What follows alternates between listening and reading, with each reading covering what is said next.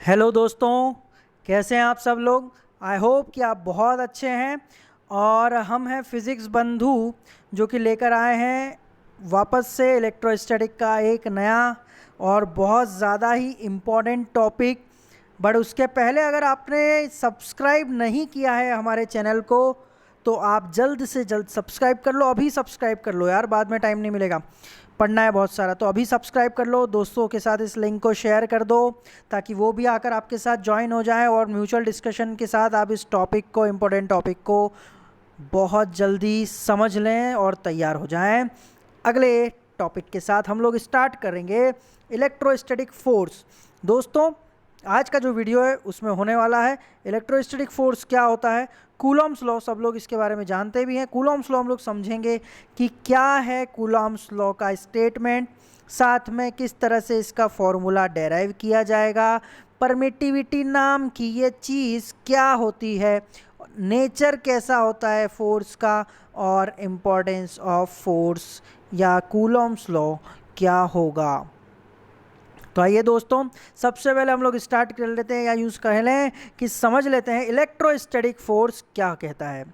Electrostatic force जो है वो एक तरह से देखा जाए कि दो चार्ज्ड बॉडीज़ के बीच में दोस्तों जो भी फोर्स होता है ना, चाहे वो एट्रैक्शन का हो चाहे वो रिपल्शन का हो, चार्ज्ड बॉडीज़ के बीच में अगर कोई फोर्स एग्जिस्ट कर रहा है या यूँ कहें एक दूसरे के ऊपर एक्सर्ट कर रहे हैं, तो उस तरह के फोर्स को हम लोग इलेक्ट्रोस्टैटिक फोर्स कहते हैं।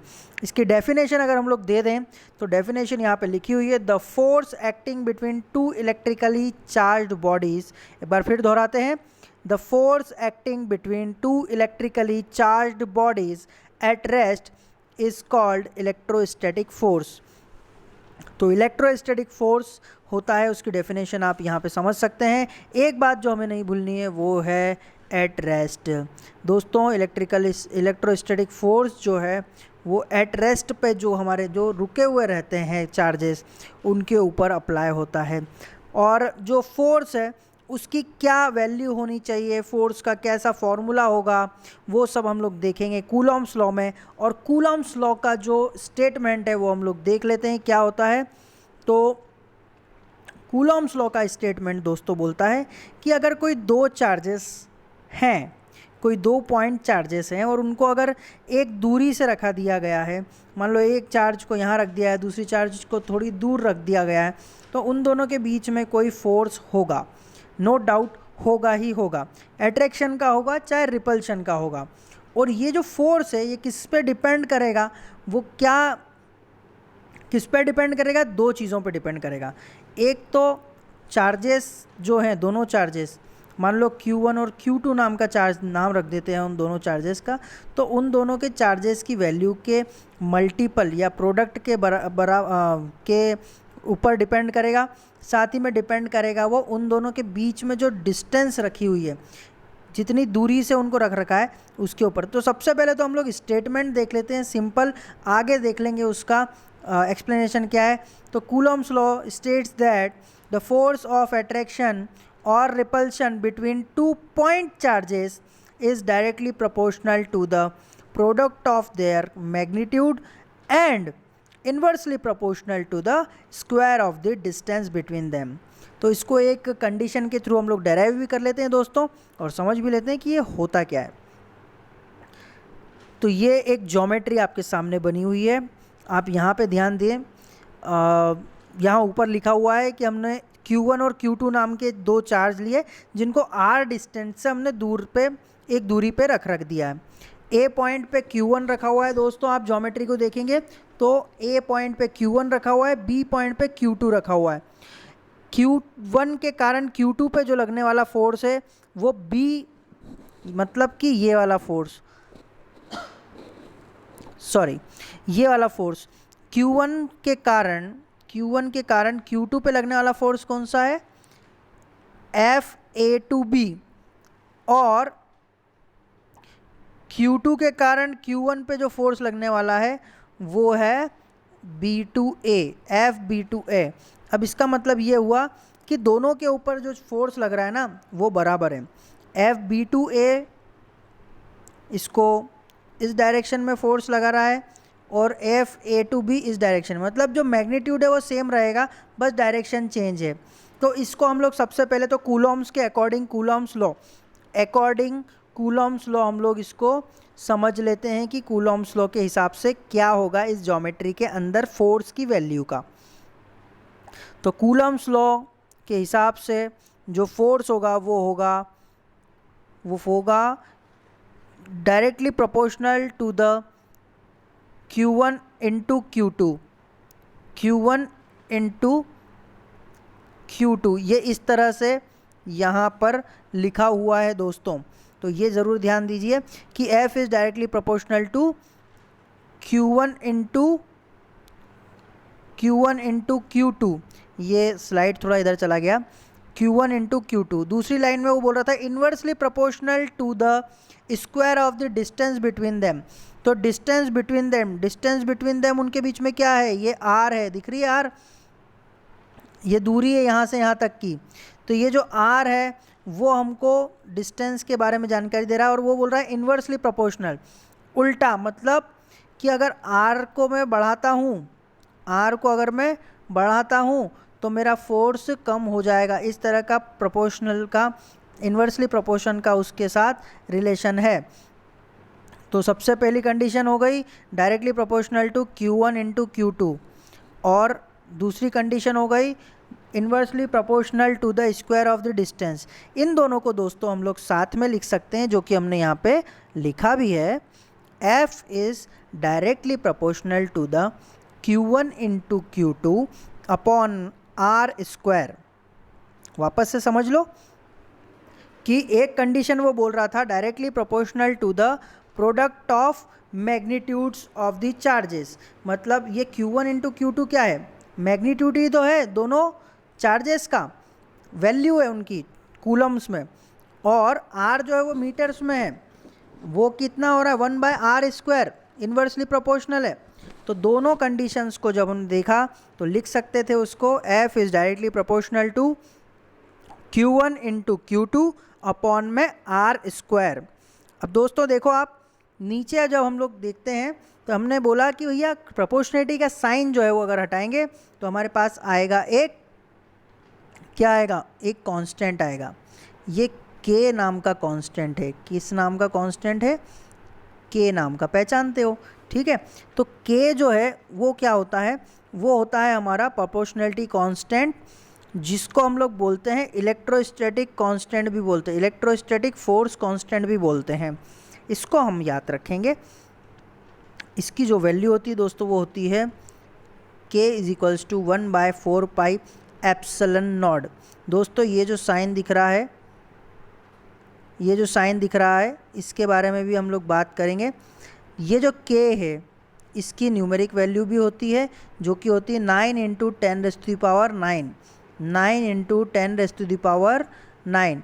ये वैल्यू हमें याद रखनी है, और एग्ज़ाम में पेपर में भी दे रखी रहती है। तो K की वैल्यू कितनी होती है, एक तो K को लिखते हैं हम लोग 1/4 पाई एप्सिलॉन नॉट, या यूँ कहें कि K की वैल्यू कितनी हो जाती है 9 इंटू 10⁻⁹। तो भैया सबसे पहले तो हमको ये समझना पड़ेगा कि ये वाला जो साइन है सर, ये किस चीज़ का साइन है। तो ये, इसको हम लोग दोस्तों बोलते जो हैं वो बोलते हैं एप्सिलॉन नॉट। क्या बोलते हैं, एप्सिलॉन नॉट, एप्सिलॉन। और ये जो ज़ीरो दिख रहा है, इसको बोलते हैं हम लोग नॉड, ठीक है। तो नॉड, एप्सिलॉन नॉड या एप्सिलॉन ज़ीरो, इसको ज़ीरो भी पढ़ेंगे, ठीक है। तो epsilon zero is called as permittivity of free space. चलिए, ये बहुत अच्छी बात है कि हमको इसका मतलब समझ में आ गया कि एप्सिलॉन नॉट का मतलब होता है permittivity of the free space. Free space एक हद तक हम समझते भी हैं, पर ये परमिटिविटी किस भला का नाम है भैया। सर आपने तो बोला था कि ये सब समझ में आ जाएगा, ये क्या चीज़ है। तो परमिटिविटी को हम लोग समझते हैं कि परमिटिविटी होती क्या है। दोस्तों परमिटिविटी जो है एक प्रॉपर्टी है मीडियम की। क्या है, एक प्रॉपर्टी है मीडियम की, जो कि किसी भी सिस्टम को ये अलाउंस देती है, ये एक कैपेसिटी देती है, एक क्षमता देती है, जो कि अपने अंदर इलेक्ट्रिकल इफ़ेक्ट्स को एक्सपीरियंस करवा सके। वापस से समझें, एक ऐसी प्रॉपर्टी मीडियम की जो कि अपने अंदर, मीडियम के अंदर चीज़ों के ऊपर इलेक्ट्रोस्टैटिक इफ़ेक्ट्स को एक्सपीरियंस करवा सके, ऐसी प्रॉपर्टी को हम लोग क्या बोल रहे हैं? परमिटिविटी।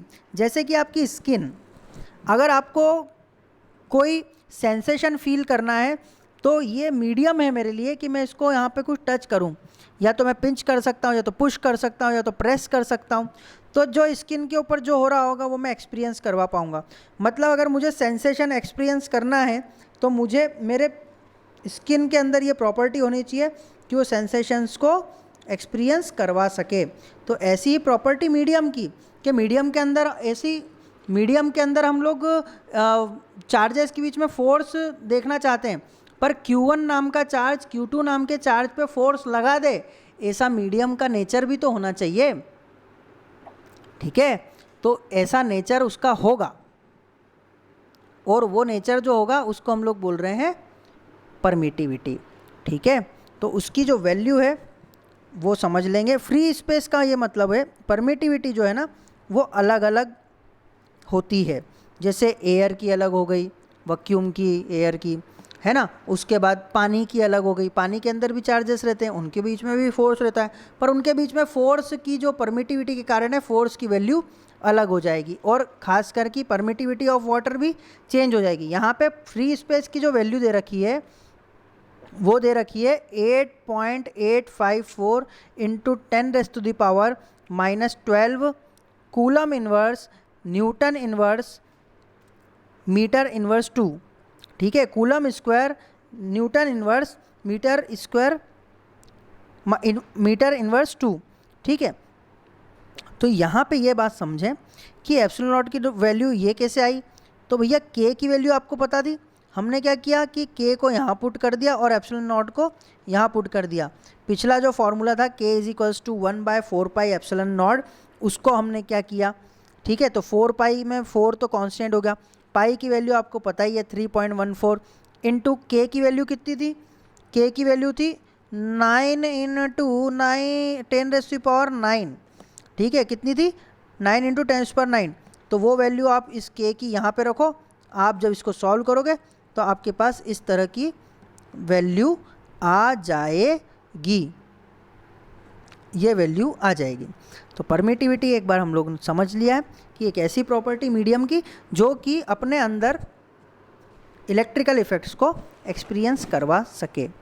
ठीक है, आगे बढ़ते हैं। Nature of force.